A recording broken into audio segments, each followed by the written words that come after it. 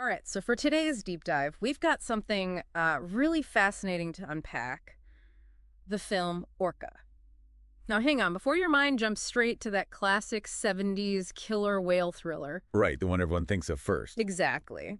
Let me clarify, we're actually exploring the really compelling 2021 Iranian drama, also titled Orca. Totally different film, totally different vibe. Completely. And it's been making some serious waves for, well, completely different reasons. We've been digging through a whole stack of sources, articles, research, summaries to kind of bring you the essential insights. Yeah, there's quite a bit out there. So, our goal today is to really explore this film's powerful narrative, its surprisingly broad impact, and, why it continues to spark these important conversations far beyond just the cinema screen. Okay, let's unpack this. Let's do it. So, at its heart, this 2021 Orca tells the story of Elham. She's portrayed with just incredible depth by Taronah Aladusti. A phenomenal performance. Truly, you follow Elham on this intricate, really personal journey. She's confronting not only her own past trauma, but also these very real societal restrictions, within a conservative environment. Yeah, that context is crucial. It really is. And her transformation throughout the film from someone sort of grappling with victimhood to this truly powerful symbol of empowerment, that's absolutely central to the whole experience. What's fascinating here is how Orca uses something universal, like physical endurance, the swimming challenge, Yeah. to show her internal battle. Right, the swimming. Yeah, her pursuit of that world record swimming challenge isn't just about, being an athlete. It serves as this incredibly potent metaphor for her fight against oppressive societal norms Oh, okay. and her quest for freedom, for autonomy. The film brilliantly connects this personal struggle to broader themes that resonate, I think, with a lot of people. Resilience, overcoming adversity. Women's empowerment in really challenging circumstances. Yeah. That feeling of isolation, being an outsider.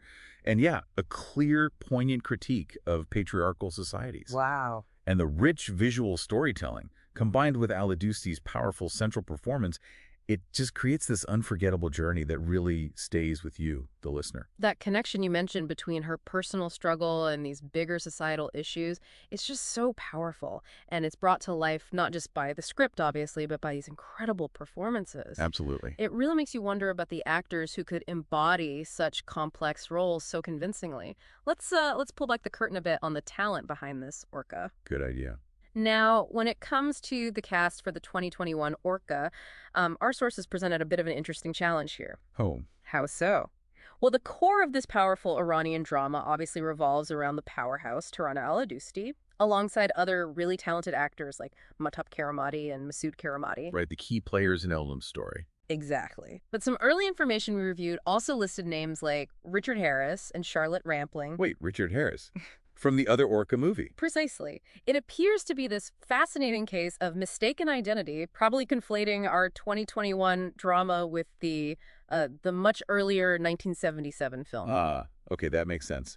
Easy mistake to make with the same title. Right. Hmm. So for our deep dive today, we're focusing squarely on the incredible performances of Aladusti and her Iranian co-stars, who really truly bring Elham's story to life. Exactly. And their combined backgrounds, their nuanced performances, they undoubtedly add these rich layers to the film's narrative depth. It lets the film explore its complex themes with real authenticity. Yeah. It's clear the screenplay itself was crafted with like a really keen vision, guiding these actors to truly embody the story and its, profound messages. So given everything we've discussed the story, the performances, you might be curious how Orca was actually received. Yeah. How did it land with critics and audiences? Well, it's fair to say it garnered mixed reviews. On the positive side, many critics and audiences really highlighted its emotional depth. And those poignant themes, especially around orca conservation, interestingly enough. Even though the film's main focus is Elham. Right, but it genuinely struck a chord with anyone passionate about marine life and environmental issues, particularly around things like pollution and habitat loss, which kind of echo through the film's atmosphere. Interesting. If we connect this to the bigger picture, then while there was that significant praise, the film also drew criticism. Things like uneven pacing. Maybe the narrative structure wasn't for everyone. Okay, I see. And for some viewers, instances that felt perhaps a little overly melodramatic. Right. So this definitely led to a somewhat polarized reception. Financially, it had a modest box office run, earned about $2.3 million against its $1.5 million budget. So profitable, but maybe not a blockbuster. Exactly, indicating a challenging market reception, which isn't unusual for an independent foreign film, right? Yeah. However, and this is crucial, I think, despite these criticisms and its financial performance, the film undeniably succeeded in sparking important conversations. About orca welfare, yes, but also prompting discussions on conservation policy more broadly.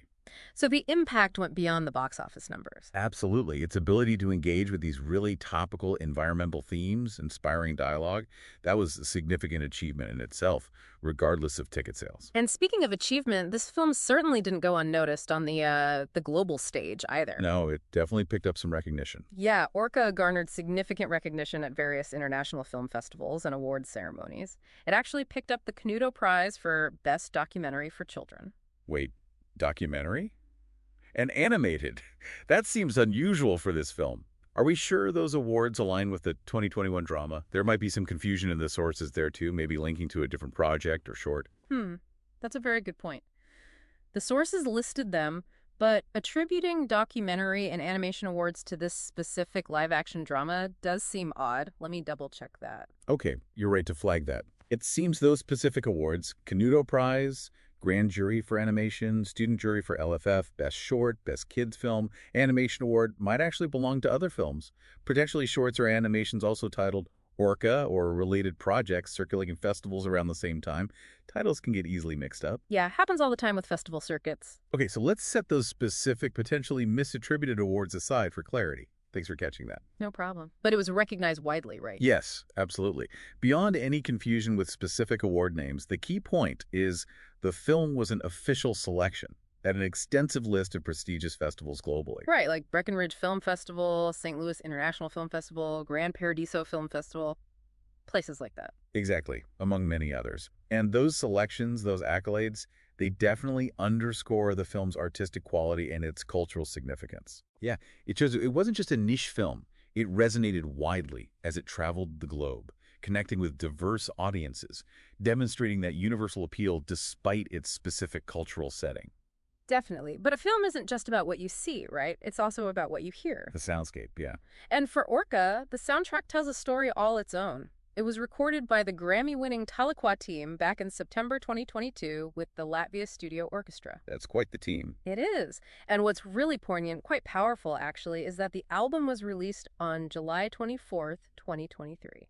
That date specifically coincides with the 5-year anniversary of the Orca Tahlequah's famous Morning Journey. Wow, that's a deliberate connection. That raises an important question, doesn't it? About how music doesn't just accompany a narrative, but can deeply enhance it, even connect it to real-world events like that. For sure. And how was the soundtrack itself received? Oh, very positively. The critical reception has been notably good. Jonathan Broxton from Movie Music UK called the score astonishingly beautiful, praising its ability to paint this lovely portrait of love and loss. My praise. Yeah. Mundo BSO described it as a beautiful symphonic creation, and Soundtrack World noted it was a perfect fit for the film's narrative. So musically, it really worked. It seems so. And Yeah. what's particularly compelling, I think, is the creative choice in the music itself. Mhm. You get these peaceful orchestral pieces primarily used for the orcas when they're just being orcas, in their natural habitat. Okay. The tension, often brought in through dissonant strings or sharp percussive sounds, only really enters when the titular orca engages in chaotic behavior. Ah, so the music signals the disruption. Exactly. And that's not accidental. By establishing peace as the default, the sudden introduction of tension doesn't just create mood, it kind of violates the established sonic harmony, I see, yeah. which subtly mirrors the violation of the orca's natural state, reinforcing that core message maybe, that the creature is reacting to provocation, not acting out of inherent malice. It presents a more complex, more empathetic portrayal through sound. That's fascinating. So when we look at the ripples Orca has created, its cultural impact, particularly on how people perceive marine conservation and especially orcas, seems really significant. Yeah, it really does seem to have struck a nerve there. Audiences reported this profound emotional connection to the film, which apparently often spurred them towards activism, or at least a greater awareness of environmental issues related to marine life. Indeed. And this film has inspired various artistic interpretations too.